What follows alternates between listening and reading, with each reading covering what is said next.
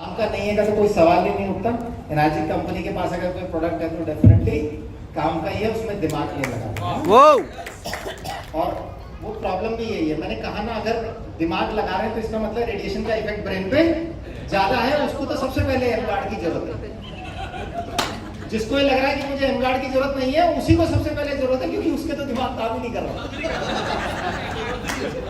अब basically M guard है क्या चीज, मैं आपको समझा देता हूँ। बहुत ही अच्छी टेक्नोलॉजी है, इस चीज के ऊपर साइंस में बहुत पहले से बहुत सारे रिसर्चेस हो चुकी हैं।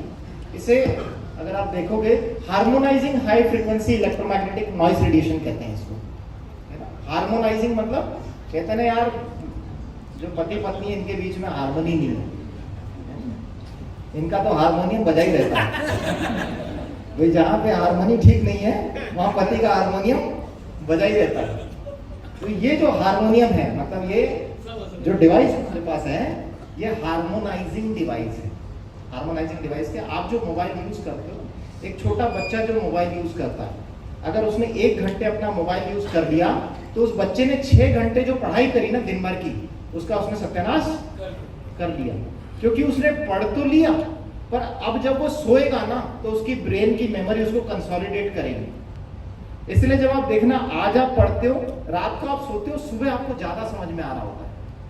पहले के बच्चों के पास ये मोबाइल डिवाइसेस नहीं थे। अब के बच्चे क्या होता है, दिन भर पढ़ते हैं और रिलैक्स करने के लिए क्या करते हैं, मोबाइल हाथ में ले लेते हैं। जैसे ही वो मोबाइल हाथ में लेते हैं तो उनके ब्रेन के जो सिनेप्टिक फॉर्मेशन है, मतलब जो नई मेमोरी सेल्स के बीच के कनेक्शन है, वो गड़बड़ होने लग जाते हैं। जो नए सेल बनने चाहिए थे वो गड़बड़ होने लग जाते हैं। वो जो उनका मेमोरी का कंसोलिडेशन, मतलब जो उनको समझ में आना चाहिए था, वो समझने की शक्ति का जो समय है, वो उस फेज को ये मैग्नेटिक रेडिएशंस खत्म कर देते हैं। वो जब चले जाता है तो बच्चा जो मेहनत कर रहा है अपनी नॉलेज पे, वो रिजल्ट उसको नहीं मिलता। दूसरा, जब वो रेगुलरली बच्चा उस इलेक्ट्रोमैग्नेटिक रेडिएशंस की इन्फ्लुएंस में है, तो उसके मेमोरी सेल्स का जो नंबर्स हैं वो भी डाउन होते हैं। कई लोग कहते हैं कि उम्र के साथ हमारे जो है ब्रेन की क्षमता कम हो जाती है, क्योंकि हमारे मेमोरी सेल नहीं बनते। ऐसा नहीं है, हमारे जीवन भर हर सेल बनती है, हर कोशिका जीवन भर बनती है, ब्रेन भी जीवन भर बनता है, मेमोरी सेल्स भी जीवन भर बनते हैं। डिमेंशिया, भूलने की बीमारी, अल्जाइमर डिमेंशिया की भी बात हुई थी, वो इसलिए आती है क्योंकि उम्र के साथ क्षमता कम हो जाती है बनने की, तो हमारी याददाश्त जाने लग जाती है। लेकिन जैसे ही हमने एंटीऑक्सीडेंट युक्त पानी उनको प्रोवाइड करा, उनके ब्रेन के सेल्स वापस से बनने स्टार्ट हो गए, और जो डेड पड़े हुए थे वो वापस एक्टिव हुए, तो उनको याददाश्त वापस आने लग गई। लेकिन हम अपने बच्चों को मोबाइल दे करके हाथ में रेडिएशन से पहले ही, समय के पहले ही उन्हें डिमेंशिया, अल्जाइमर का शिकार बना रहे हैं। मतलब जो बीमारियां 60 की उम्र में आनी चाहिए, वो हम अपने बच्चों को अभी 10 की उम्र में ही दे देंगे।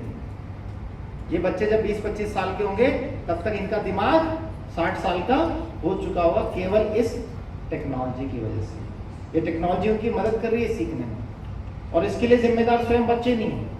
कौन है? माएँ है कि नहीं है? मदर जिम्मेदार है। फिर क्या होता है, हस्बैंड तो गया जॉब पे 8-9 घंटे, बच्चे को संभाले कैसे, पाले कैसे, खाना कैसे खिलाएं। पहले के बच्चे खाना नहीं खाते थे, पहले के बच्चे खेलने नहीं जाते थे, है, आउटडोर एक्टिविटीज बंद हो गई। तो हमने क्या है, अल्टरनेटिव इलाज ढूंढ लिया।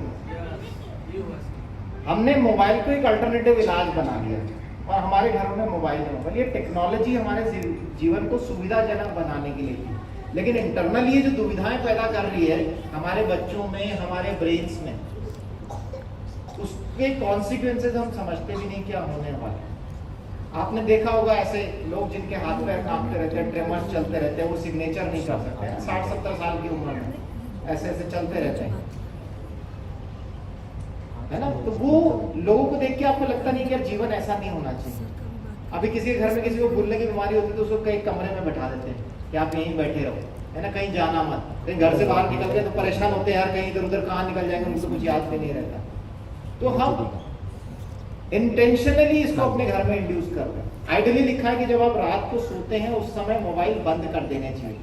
शाम के 7-8 बजे के बाद आपको मोबाइल यूज करना ही नहीं चाहिए, शट डाउन कर देना चाहिए, फोन स्विच ऑफ कर देना चाहिए। कितने लोग हैं जो फोन स्विच ऑफ करते हैं? कर ही नहीं सकते। जैसे आप फोन स्विच ऑफ करते हैं उसी समय इमरजेंसी कॉल आ जाता है, हाँ, उसी समय आता है, पता नहीं कैसे। जिसका फोन बंद उसी समय पता लगता है इससे फोन बंद कर दिया, भैया इमरजेंसी करो। मेरे तो एम्बुलेंस आके खड़ी होगी सुबह 4 बजे एक बार घर के नीचे, फोन बंद करते कि क्या हो गया भाई लोग, एम्बुलेंस नीचे बिल्डिंग वाले बुलाने आ गए, सर एम्बुलेंस आई है आपको लेने के लिए। मैंने कहा यार क्या है, मोबाइल स्विच ऑफ कर ही नहीं सकते। सबका जीवन ऐसा हो गया, मेरा तो है ही, सबका ही जीवन ऐसा हो। अब इतने लोगों से कनेक्टेड है, कोई भी कभी भी रात बेरात सब 24 घंटे काम कर रहे, तो फोन हमारी मजबूरी होगी। लेकिन उस मजबूरी को एटलीस्ट हम लोग कम यूज ना करें तो उसके रेडिएशन से तो बचने का हमारे पास है। मोबाइल के जितने रेडिएशन है, आपने रामायण देखी है, इधर से तीर आता है, इधर से भी तीर आता है, फिर वो खत्म। अभी मोबाइल का रेडिएशन इधर से तीर भेजेगा, इधर से ही अपना तीर भेजेगा, तो इसी को हार्मोनाइजिंग कहते हैं। अभी हार्मोनाइजिंग कैसे, ऐसे ऐसे वेव्स चल रही है, ये वेव्स डेंजरस है, ये अपनी वेव्स भेजेगा और इनकी वेव्स की सिमेट्री खराब कर देगा। तो जो वेव्स, जो बीवी अभी तक सही नहीं थी आपके लिए, वो अचानक से सही हो जाएगी और आपका हारमोनियम अब तबले में बदल जाएगा। पहले आप अकेले नाचते थे झाड़ू पे, अब आप साथ में नाचोगे। इसे हार्मोनी बैठाना कहते हैं। तो ये अपनी वेव्स भेजता है। एक रेंज है नॉइस रिडक्शन टू 1 गीगाहर्ट्ज।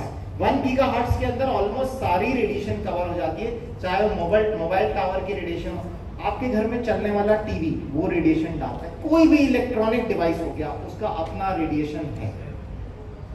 अर्थ का अपना इलेक्ट्रोमैग्नेटिक फील्ड है, जो हवा ऊपर चलती है उसका अपना इलेक्ट्रोमैग्नेटिक फील्ड है।